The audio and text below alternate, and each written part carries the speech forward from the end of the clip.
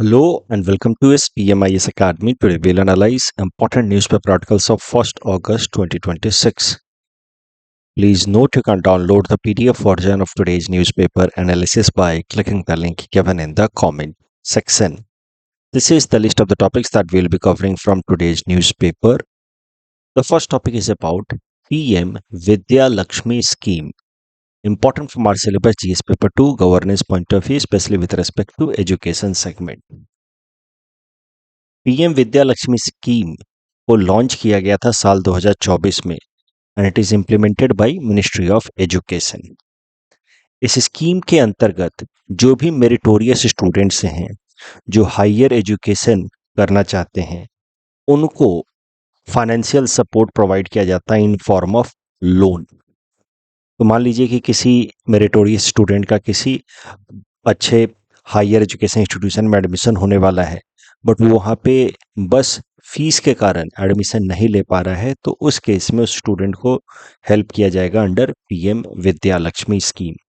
एक central sector scheme है, मतलब इसको पूरी तरह से भारत सरकार ही रन करती है। इसका सारा मॉनेटरी बर्डन भारत सरकार बियर करती है। इसके अंतर्गत student who gets admission into a quality higher education institution, quality यहाँ पे ध्यान रखना है, किसी भी हायर एजुकेशन इंस्टीट्यूशन में एडमिशन लेने पे पीएम विद्या लक्ष्मी स्कीम के अंतर्गत एलिजिबल नहीं हो जाएंगे फॉर लोन।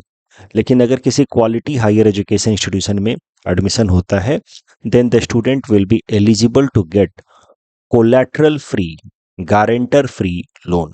ना कोई कोलैटरल देना है ना ही कोई गारंटर लाना है, बैंक से लोन मिल जाएगा to cover full amount of tuition fee and other expenses related to the course, जैसे कि हॉस्टल फीस वगैरह भी कवर होगा। Total loan amount will be up to 7.5 lakh rupees. Interest subvention of 3%। तो मतलब मान लीजिए कि नॉर्मल बैंक जो है वो इंटरेस्ट चार्ज करता है जनरली स्टूडेंट्स को स्टूडेंट लोन देने पे 9% का, तो पीएम विद्या लक्ष्मी स्कीम के अंतर्गत लोन लेने पे सिर्फ 6% ही इंटरेस्ट देना पड़ेगा। 3% इंटरेस्ट माफ कर दिया जाएगा। वो इंटरेस्ट को कंपनसेट करेगी भारत सरकार। तो स्टूडेंट ने लोन लिया, नॉर्मली मार्केट रेट के हिसाब से लोन पे इंटरेस्ट होना चाहिए था 9%, लेकिन स्टूडेंट्स को देना होगा सिर्फ 6% interest. Remaining 3% will be given by the government to the bank as interest subvention subsidy.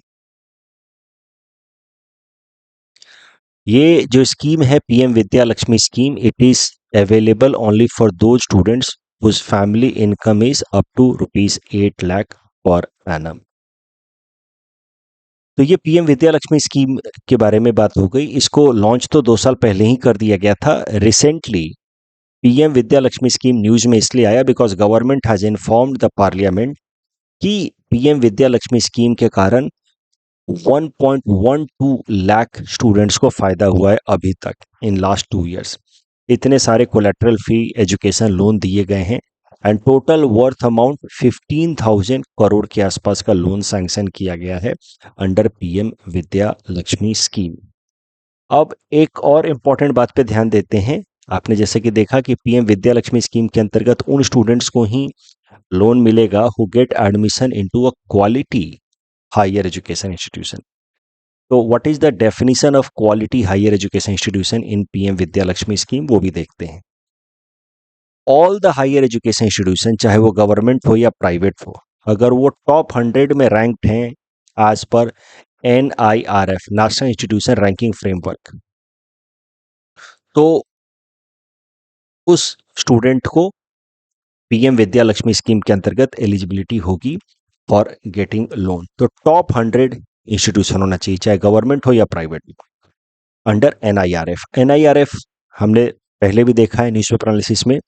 ये एक रैंकिंग हर साल रिलीज की जाती है बाय मिनिस्ट्री ऑफ एजुकेशन, जिसमें हमारे देश के अलग अलग जो हायर एजुकेशन इंस्टीट्यूशंस हैं उनको अलग अलग कैटेगरी में रैंक दिया जाता है। जैसे इंजीनियरिंग कैटेगरी में कौन से इंस्टीट्यूशंस अच्छे हैं, मैनेजमेंट कैटेगरी में, यूनिवर्सिटीज़ में, ओवरऑल कॉलेजेस में, और फिर एक ओवरऑल कैटेगरी ओवरऑल रैंकिंग भी दी जाती है। तो मतलब different higher education institutions are ranked in their own respective categories and then a collective overall ranking is also given for all the higher education institution under this national institutional ranking framework which is released every year by Ministry of Education. इससे फायदा ये होता है कि अलग अलग higher education institutions के बीच में कंपटीशन की फ्रेंडली कंपटीशन की भावना इंप्रूव होती है और जिस कारण से हमारे देश के अंदर हायर एजुकेशन के अंदर क्वालिटी इंप्रूव होती है। ये जो NIRF रैंकिंग रिलीज की जाती है हर साल, उसमें 5 पैरामीटर्स को ध्यान में रखते हुए अलग अलग इंस्टीट्यूशंस को स्कोर दिया जाता है और उसके बेसिस पे रैंक दिया जाता है। जो 5 पैरामीटर्स हैं वो है टीचिंग एंड लर्निंग रिसोर्सेज, कितना बढ़िया पढ़ाया जाता है और फिर कितना फिर उससे आउटकम निकल करके आ रहा है। तो टीचिंग एंड लर्निंग कितनी अच्छी हो रही है, रिसर्च वर्क कितना हो रहा है, कितने पेपर पब्लिश हो रहे हैं, ग्रेजुएट कितने पास हो रहे हैं उस कॉलेज से, आउटरीच एंड इंक्लूसिविटी मतलब अलग अलग बैकग्राउंड के बच्चों को इंट्रेंस मिल रहा है कि नहीं, गर्ल्स को या फिर सोशली जो मार्जिनलाइज्ड कम्युनिटीज़ हैं SC ST कम्युनिटी को अपॉर्चुनिटी मिल रही है कि नहीं। तो वो भी एक पैरामीटर होता है for deciding this NIRF ranking and peer perception की बाकी जो स्टेक होल्डर्स हैं जैसे स्टूडेंट्स हैं या बाकी प्रोफेसर्स वगैरह हैं उनका क्या परसेप्शन है with respect to that particular institution, उसको लेकर के भी उसको भी एक पैरामीटर दिया गया है इन डिसाइडिंग NIRF रैंकिंग। तो NIRF रैंकिंग इन 5 पैरामीटर्स के बेसिस पे दी जाती हैं हायर एजुकेशन इंस्टीट्यूशंस को और NIRF रैंकिंग में जो टॉप 100 इंस्टीट्यूट्स होंगे चाहे वो गवर्नमेंट हो या प्राइवेट हो, उनमें एडमिशन पाने वाले स्टूडेंट्स एलिजिबल होंगे फॉर PM विद्यालक्ष्मी स्कीम।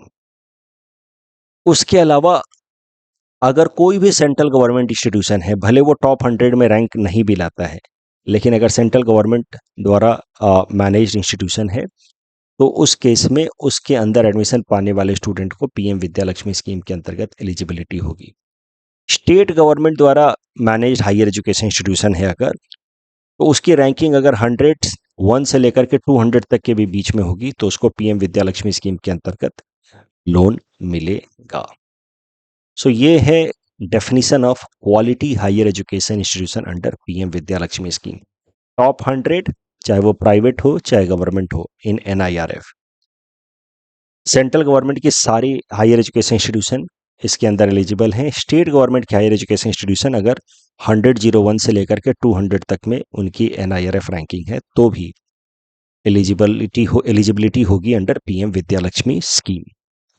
इस टॉपिक के बेसिस पे ये 2 प्रीलिम्स प्रैक्टिस क्वेश्चंस हैं। Please attempt these questions and submit the answer in the comment section. Next topic is about revamped Halo India scheme. This topic is important from our syllabus GS paper 2 governance point of view. Halo India scheme के बारे में पहले समझते हैं and then we'll come to the current news. Halo India scheme एक central sector scheme है, यानी कि इसको पूरी तरह से भारत सरकार रन करती है। इसका सारा इकोनॉमिक कॉस्ट भारत सरकार बियर करती है। It is implemented by ministry of youth affairs and sports. इसको साल 2018 में लॉन्च किया गया। इसका लक्ष्य है भारत के अंदर स्पोर्ट्स कल्चर को प्रमोट करना, specially at grass root level. तो खेलो इंडिया स्कीम के अंतर्गत कई सारे इनिशिएटिव्स लिए गए हैं। जैसे कुछ major components of Khelo India scheme हैं। खेलो इंडिया यूथ गेम कराए जाते हैं स्कूल में या कॉलेज लेवल पे। खेलो इंडिया यूनिवर्सिटी गेम्स कराए जाते हैं, इंटर यूनिवर्सिटी कंपटीशन कराया जाता है Khelo India university games. Khelo India winter games for winter sports, Khelo India para games for para athletes.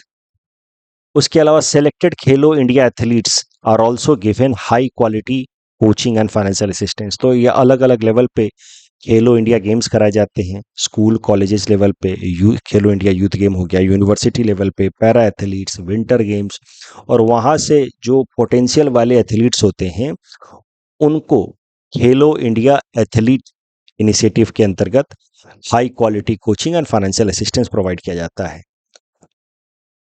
ये तो खेलो इंडिया स्कीम की बात हो गई जो 2018 से चल रहा है। रिसेंटली कैबिनेट मीटिंग में भारत सरकार ने कुछ इंपॉर्टेंट फैसले लिए हैं। तो आज के रिमेनिंग जो 3 टॉपिक्स हैं वो भारत सरकार के कैबिनेट मीटिंग के फैसलों से ही रिलेटेड हैं। 3 अलग-अलग इनिशिएटिव्स भारत सरकार ने मेजर इनिशिएटिव्स अनाउंस किए हैं। तो पहला इनिशिएटिव इस टॉपिक में देखते हैं। भारत सरकार ने इंपॉर्टेंट कैबिनेट डिसीजन लेते हुए फैसला किया है कि भारत के अंदर स्पोर्ट्स कल्चर को ग्रास रूट लेवल पे प्रमोट करने के लिए 2 इंपॉर्टेंट स्कीम्स लॉन्च किए जाएंगे। पहला है रिवैम्प्ड खेलो इंडिया स्कीम। तो मतलब खेलो इंडिया स्कीम तो पहले से चल रहा था, उसको थोड़ा इम्प्रूव किया जाएगा। तो नाउ खेलो India scheme has been revamped, it will be now known as revamped खेलो इंडिया स्कीम। एक और स्कीम स्पोर्ट्स ट्रेडिशन को प्रमोट करने के लिए लाया है भारत सरकार ने, वो है assistance to national sports federation scheme. तो 2 स्कीम्स स्पोर्ट्स के लिए अनाउंस किए गए हैं, रिवैम्प्ड खेलो India scheme and assistance to national sports federation scheme. इसको 5 साल के लिए इंप्लीमेंट किया जाएगा, साल 2026-27 से लेकर के 2031 तक। इसमें टोटल इन दोनों स्कीम्स के अंतर्गत 36,441 करोड़ रुपए खर्च किए जाएंगे। जो रिवैम्प्ड खेलो इंडिया स्कीम है, इसका मेन अब लक्ष्य होगा कि एथलीट्स जिनके पास भी पोटेंशियल है उनको रिकॉग्नाइज करना थ्रू खेलो इंडिया गेम्स और फिर उनको टॉप्स स्कीम के अंतर्गत इनरोल कराना। टॉप्स स्कीम भारत सरकार की एक दूसरी स्कीम है, इसका पूरा नाम है टारगेट ओलंपिक पोडियम स्कीम। इसको साल 2014 में ही लॉन्च किया गया था। इसमें लक्ष्य रखा गया है कि ज्यादा से ज्यादा ओलंपिक मेडल्स भारत जीते। तो अब रिवैम्प खेलो इंडिया स्कीम के अंतर्गत ग्रास रूट लेवल पे एथलीट्स को आइडेंटिफाई किया जाएगा और फिर उनको धीरे धीरे नर्चर किया जाएगा अंडर टॉप्स स्कीम, ताकि ज्यादा से ज्यादा ओलंपिक मेडल हमारे देश में आए। दूसरा, assistance to national sports federation scheme. इसके अंतर्गत भारत के जो भी इंपॉर्टेंट स्पोर्ट्स फेडरेशन हैं, जैसे बैडमिंटन फेडरेशन, चेस फेडरेशन, या बैडमिंटन फेडरेशन हो गया या फिर बॉक्सिंग फेडरेशन हो गया, इस तरह के जो भी फेडरेशंस हैं उन फेडरेशंस को फाइनेंशियल सपोर्ट दिया जाएगा ताकि वो अपनी अपनी फील्ड में टैलेंट को आइडेंटिफाई करें और नर्चर करें। तो 36,000 करोड़ के आसपास रुपए खर्च किए जाएंगे अगले 5 साल में रिवैम्प्ड खेलो इंडिया स्कीम, जिसमें इसको इंटीग्रेट किया जा रहा है with TOPS scheme, target Olympic podium scheme and enhanced assistance to national sports federation. तो भारत के जो स्पोर्ट्स फेडरेशन है, बैडमिंटन, बॉक्सिंग फेडरेशन, उन सबको फाइनेंशियल सपोर्ट दिया जाएगा। ये जो 2 इनिशिएटिव्स लिए गए हैं भारत सरकार द्वारा, it is in line with खेलो भारत नीति that was announced by government of India last year and national education policy 2020। तो नेशनल एजुकेशन पॉलिसी जो 2020 में लेकर के आई भारत सरकार, उसका एक इम्पॉर्टेंट टारगेट है कि स्कूल या कॉलेज एजुकेशन के साथ साथ हम लोग स्पोर्ट्स को भी इंटीग्रेट करें। तो मतलब एजुकेशन एंड स्पोर्ट्स का एक कन्वर्जेंस होना चाहिए, that is one point in national education policy. तो इसी कारण से ये जो नए नए इनिशिएटिव्स लाए जा रहे हैं in the field of sports, it can be seen as an action in the line of खेलो भारत नीति launched last year and national education policy brought in 2020। खेलो भारत नीति जो 2025 में लेकर के आई भारत सरकार, उसके बारे में अगर हम देखें कि उसमें क्या क्या बातें की गई हैं, तो खेलो भारत नीति जो 2025 में लाई गई, उसकी मदद से जो पुरानी स्पोर्ट्स पॉलिसी थी 2001 वाली, उसको रिप्लेस किया गया। खेलो भारत नीति 2025, इसी को कहा जाता है नेशनल स्पोर्ट्स पॉलिसी ऑफ 2025। खेलो भारत नीति या नेशनल स्पोर्ट्स पॉलिसी 2025 के 5 पिलर्स हैं। पहला है कि 5 पिलर मतलब 5 गोल्स कह लीजिए। एक्सेलेंस ऑन ग्लोबल स्टेज, तो लक्ष्य रखा गया है कि भारत को टॉप 5 स्पोर्टिंग नेशंस में ले आना है बाय 2047 आज पर खेलो भारत नीति 2025। दूसरा लक्ष्य रखा गया है कि India aims to host 2036 Olympics and Paralympics in Ahmedabad, India. इसके लिए इंडिया बिड करेगा, ट्राई करेगा, ये लक्ष्य रखा गया था। Sports for economic development, sports culture को हम प्रमोट करेंगे जिससे भारत के इकोनॉमी को बूस्ट मिलेगा। कैसे? स्पोर्ट्स टूरिज्म होगा, स्पोर्ट्स मैन्युफैक्चरिंग होगी, प्राइवेट सेक्टर का इन्वेस्टमेंट आएगा, तो हॉस्पिटैलिटी सेक्टर को भी फायदा मिलेगा। Sports for social development, economic development के साथ साथ जब स्पोर्ट्स को हम लोग ग्रास रूट लेवल पे प्रमोट करेंगे तो सोशल डेवलपमेंट भी होगा। ग्रास रूट लेवल पे जो यंगस्टर्स हैं हमारे देश के, वो अपने health, physical and mental health पे ध्यान देंगे। और कल्चरल इंटीग्रेशन होगा। एक गांव के यूथ दूसरे गांव में खेल खेलने जाएंगे या एक डिस्ट्रिक्ट के दूसरे डिस्ट्रिक्ट में खेलने जाएंगे तो सोशल इंटरेक्शन बढ़ेगा, तो इससे सोशल डेवलपमेंट प्रमोट होगा स्पोर्ट्स के जरिए।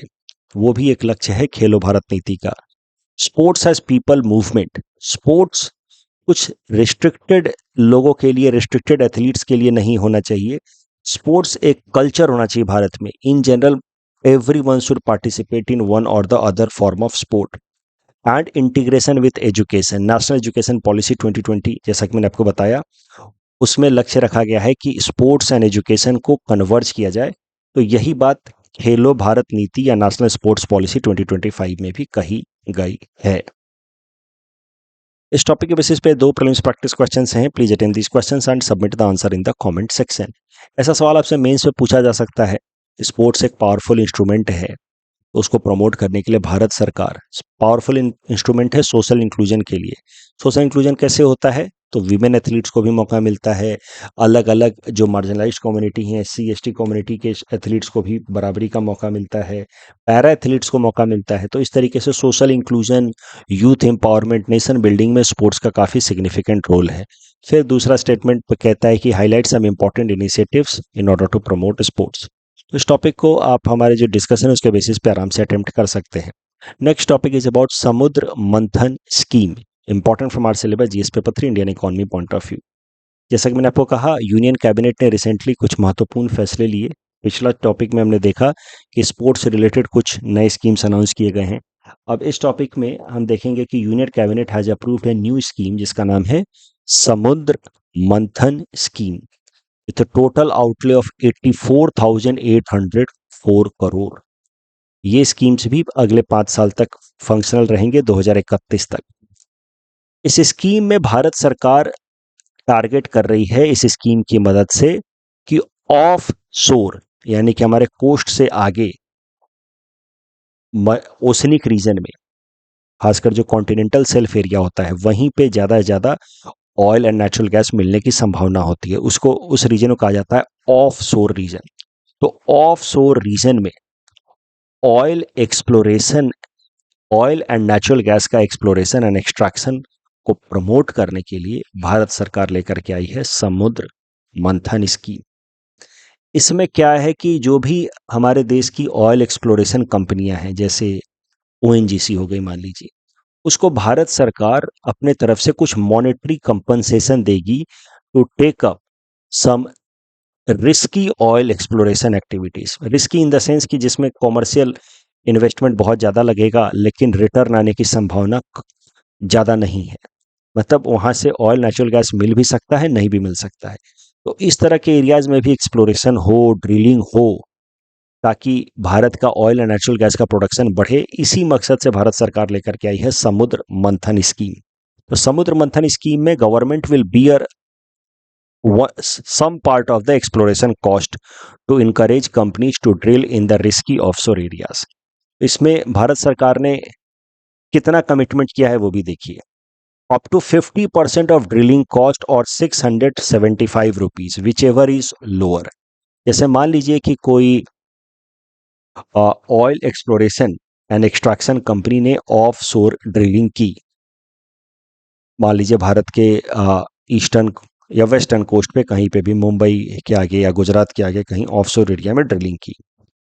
अगर उसका खर्च आया 1,000 करोड़ तो उसका 50% यानी कि 500 करोड़ भारत सरकार कंपनसेट करेगी, अपने तरफ से इंसेंटिवाइज करेगी।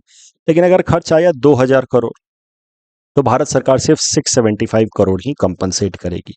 सो इस तरीके से इंसेंटिव तय किया भारत सरकार ने फॉर ऑफ शोर drilling and oil exploration and extraction।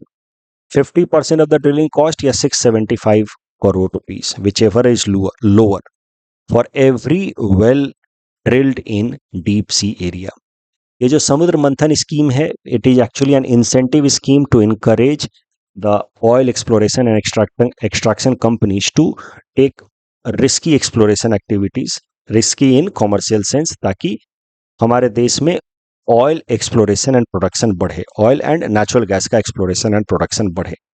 इससे क्या होगा, भारत की एनर्जी सिक्योरिटी बढ़ेगी, इंपोर्ट पे डिपेंडेंसी कम होगी, तो वेस्ट एशिया में कोई भी कन्फ्लिक्ट होता है तो उससे भारत के अंदर जो एनर्जी सिक्योरिटी को खतरा होता है, ये सब चीज़ें प्रॉब्लम्स कम हो जाएंगी।